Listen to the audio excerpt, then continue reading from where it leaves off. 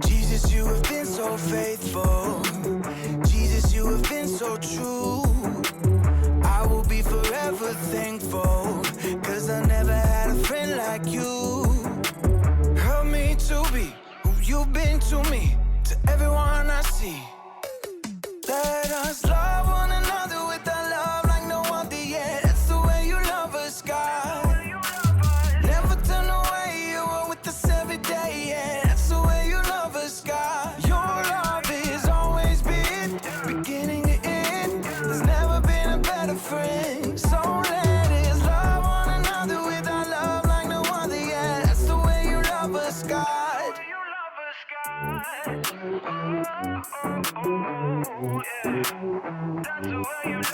You with me in the darkest valley. You with me on the mountaintop. I'm thankful that you never leave me, and that your love will never stop. Help me to be who you've been to me, to everyone I see. Let us love one another with a love like no other yet. That's the way you love us, God.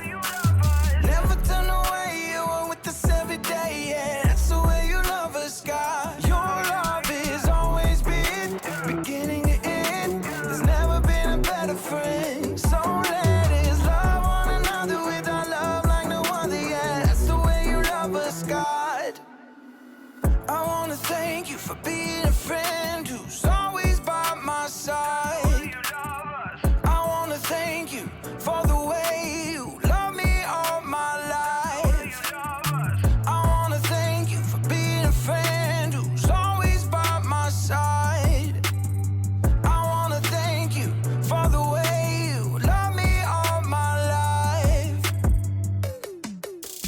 Love one another with a love like no other, yeah. That's the way you love us, God. Never turn away, you are with us every day, yeah. That's the way you love us, God. Your love is always been beginning to end. There's never been a better friend. So let us love one another with our love like no other, yeah. That's the way you love us, God. Welcome to Story Lab. This week, we're talking about knowledge, while we take a look at the story of someone who faced a really tall temptation.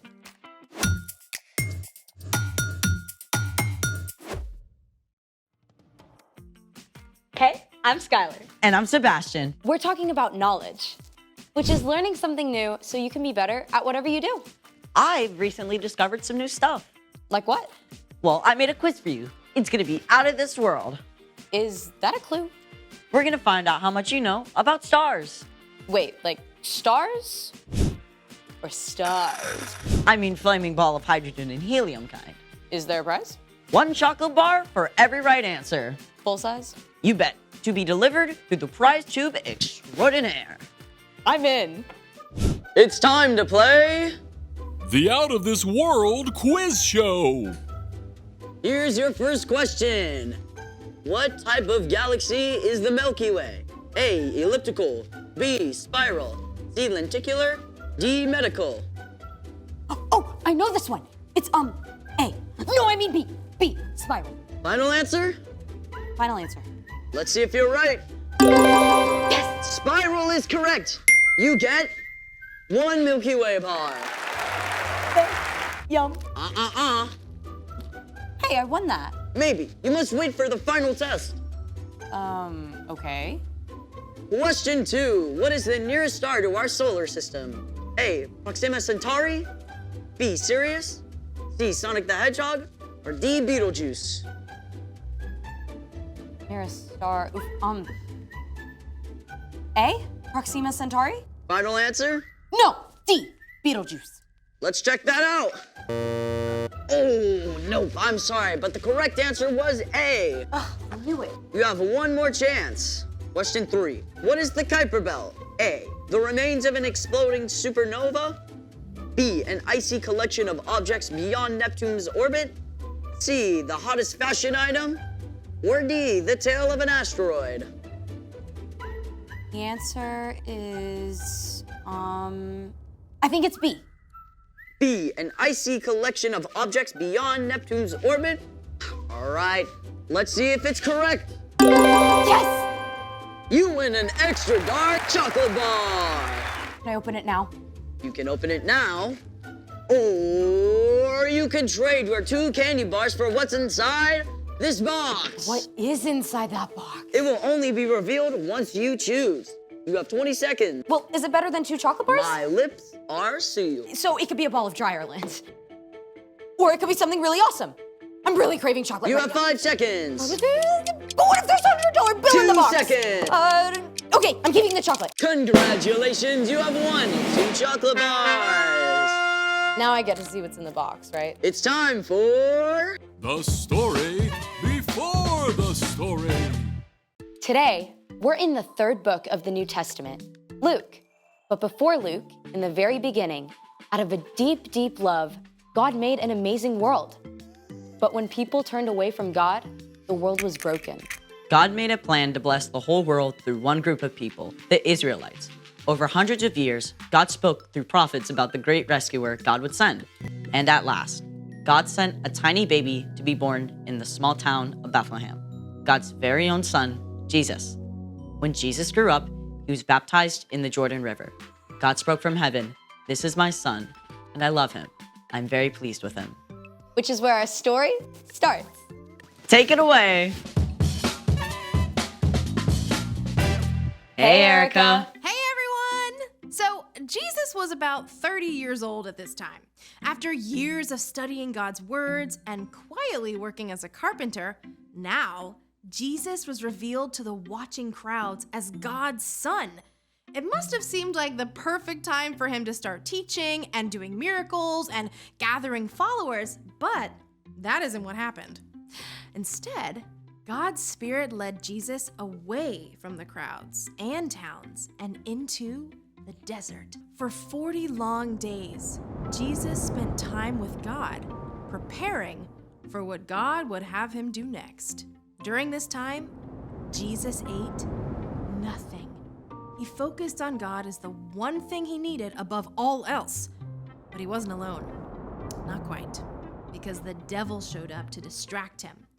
You must be so hungry.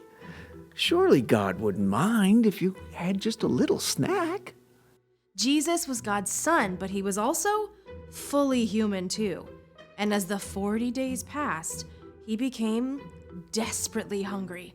The devil refused to leave Jesus alone, needling and tempting him at every opportunity.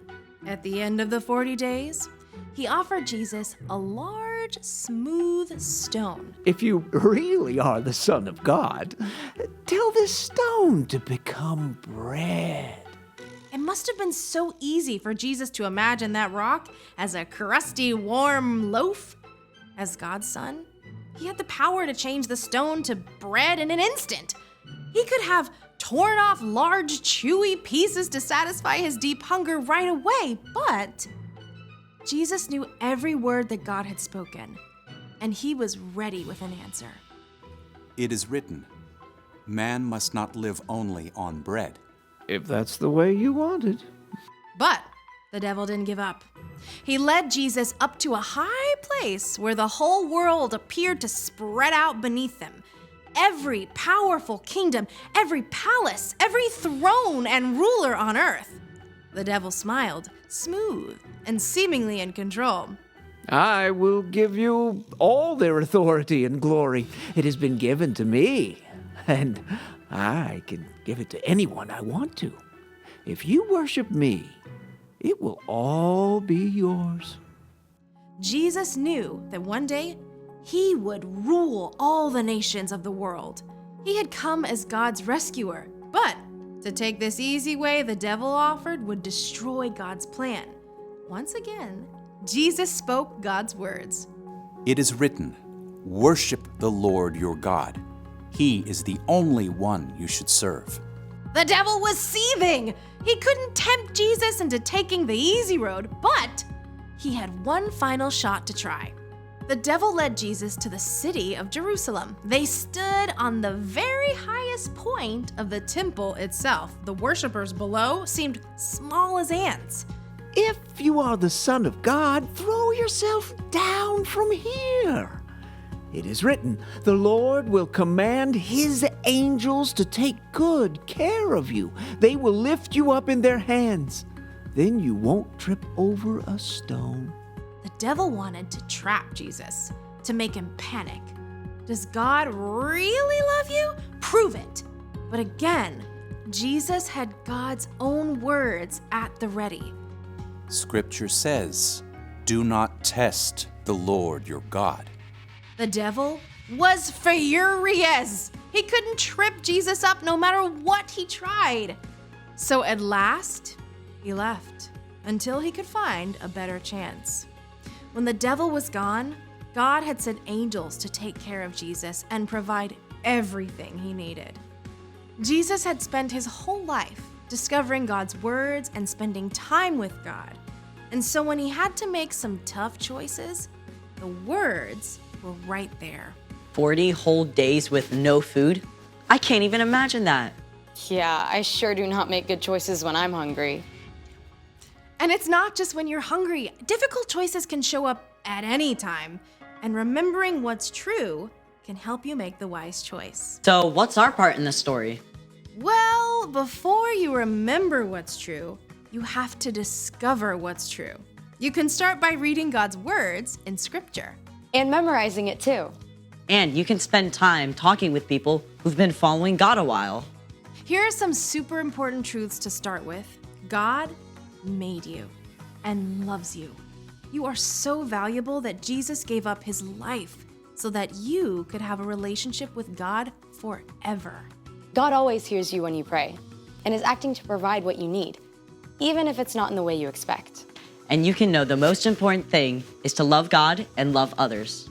Exactly. The more those truths are rooted in your heart, the easier it is to face tough choices. Maybe you're at a friend's house and they're trying to get you to watch a show your parents specifically said you can't watch. You can remember that you are already deeply loved by God, so you don't have to do something wrong just to be liked. Or when your little sister is bugging you and you're about to snap, you can stop and remember loving others is more important. Exactly. I think y'all got it. See you next time. Bye, Erica.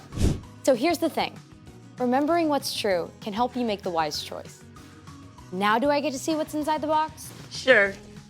Get that away from me! It could be covered in chocolate. No!